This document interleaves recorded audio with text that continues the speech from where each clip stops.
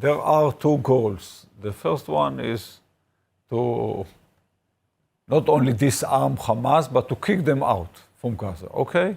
And the second goal is to release the hostages. I think the second one is more important than the first one.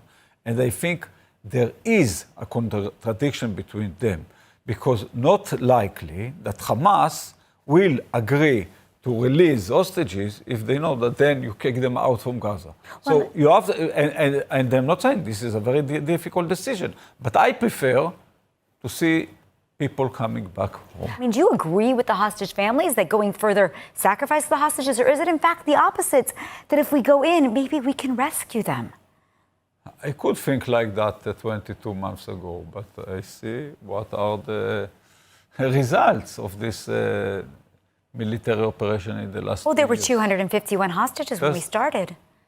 Most of them in a deal, not because of using of the army. Second, you mentioned the number of armed terrorists. According to the IDF, there were 40,000 Hamas armed terrorists in the beginning of the war. We killed 60,000 people. Most of them are not terrorists. And now, according to the IDF, there are still 40,000 armed Hamas terrorists. So what have we done all these 2 years?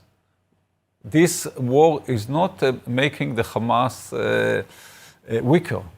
Not at all. Not at all. Do you agree? This war makes Israel weaker. We cannot be surprised that when you use power, they use power in a violent and criminal way. So we have to deal with that. We must have an agreement. And my colleague, Mark Regev, said that in 67 it was blitzkrieg, theoretically. But what did we get out of this winning of 67? We got 2 wars with Egypt. One was war with Syria. 2 wars in Lebanon. We got the first terror attacks of Palestinians in Israel. Missiles to Israel in 69. And the kidnapping of airplanes. And the first and second Intifada and October 7. So I don't agree that we won in 67. Yes, we took lands. But our security collapsed. People, young people in Israel, before October 7, go to the army to a longer service than before 67. Why? Because we don't have security. Why? Because we have to keep all these big lands. We have to occupy another nation, and it doesn't work. Right now, what they say, we must defeat Hamas. How long you would say that? 100 years from now, you're still going to say that? So you say that for 60 years.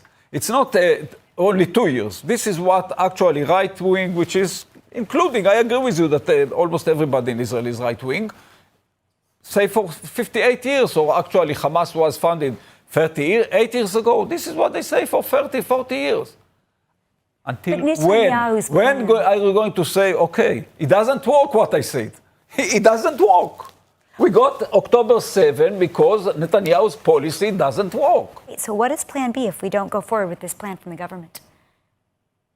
The government doesn't have plan B. They want to fight against they defeat the Hamas, and they know that it's not going to be in my lifetime. Yes, I expect some more decades, but not in my lifetime. They know that.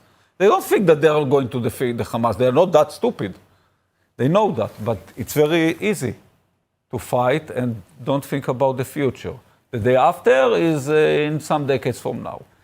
Plan B must be talking to the world, to the Arab states that my colleague Mark mentioned. Yes, I agree. I don't say that the Palestinian issue is a condition for that. Go on with them. But they say, some of them say, maybe not even all of them, but they say, they just had their declaration a week ago, and they say that they support demilitarization of Hamas. They have the Egyptian plane for Gaza. They have the Arab League Peace Initiative. After 23 years that Israel is ignoring the fact that 22 states surrounded us, initiated this initiative and approved that or reapproved 24 times. Nobody in Israel even know about that.